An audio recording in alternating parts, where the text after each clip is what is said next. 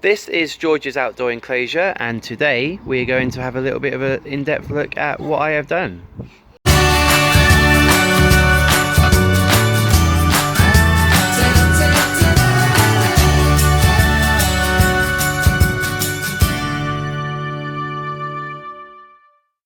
So this is a tortoise eye view of George's enclosure. He's just coming to investigate what I'm doing, so let's just pull back here a little bit. Hello George, say hello to everybody. He is a very, very inquisitive tortoise. Whenever he sees me, he always comes running over, although he seems to be bored of me now, so he's walking away. Let's just zoom back so we can get a good bird's eye view of George's enclosure. It's quite a large enclosure. It's not massive, but it's certainly enough for him. He spends as much time out here as possible, especially on days when we have nice blue skies like this. It's currently about 22 degrees, so George is definitely enjoying the good weather. Natural sunshine is way better than anything we can provide indoors, so it's really important to get your tortoise out and about whenever it is sunny. So let's have a look around here. As you can see, there's a couple of different microclimates. You have the shady ends down here.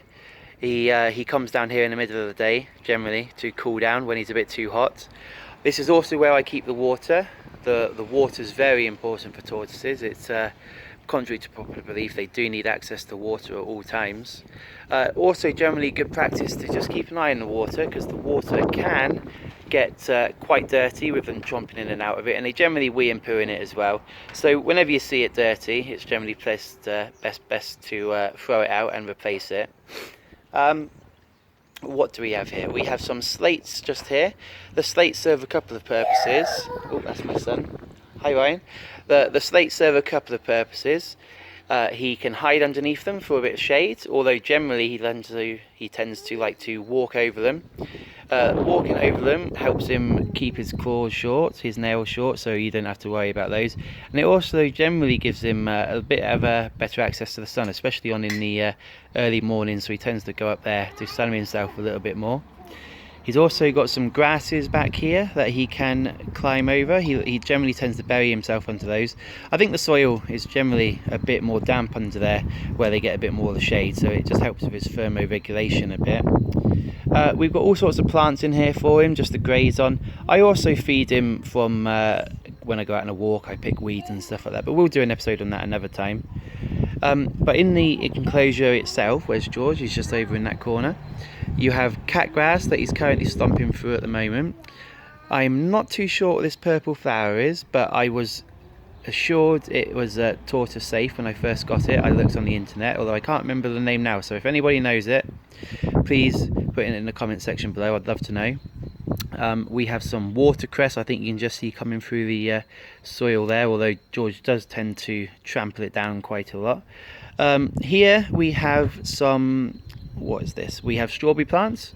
With the strawberry plants, the leaves are quite okay for them.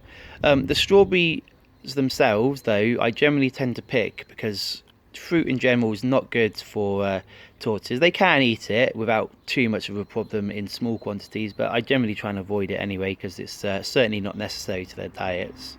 The grasses back here, again, I can't quite remember the name, but it's tortoise safe. He generally has a bit of a munch on it, but you usually use it more for a climbing apparatus and for shade. So if we just come down to where George is at the moment, George is currently in the shaded bit. I'm not quite sure what he's doing. He might be trying to get some shade to cool down a bit. But as you can see, the whole thing is raised up off the ground. That helps with drainage to keep the soil dry, because wet, damp soil really isn't good for tortoises. They need to be able to dry off, keep their shells dry, and having it raised up like that is a benefit. Although the raised portion is mainly for the pond, it was just a added bonus, really. The whole pond is surrounded by a raised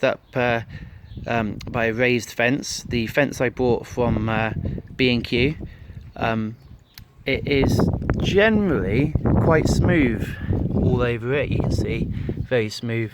I haven't seen George even been able to get up it at all yet.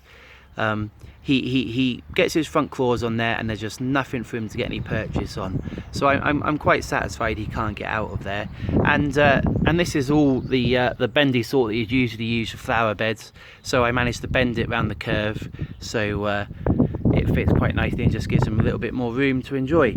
On the other side here, you have a solid fence as well. Again, this is very smooth. There's just nothing he can get his nails into really, so you don't have to worry about him being able to get out, and I certainly haven't seen him getting anywhere near being able to get out, so I have no concerns there.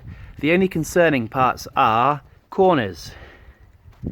I have seen some very interesting photos over the years of tortoises managing to use the corners to get out of enclosures. They're very good at using their legs as wedges in corners and raising up. So what I did is, in the corner I put this, and what it means is it just stops him being able to get any purchase on the edge, so he can't get over, and also it's a pretty simple thing to do. And if you look in the back corner there, I have done something similar, so he can't get out that corner either. So this is it. This is his enclosure. If you have any questions or comments, please leave them in the section, in the comment section below, and we'll leave it there for today. And the next episode I should hopefully do on George's indoor enclosure. So thank you very much. Please like, comment and subscribe.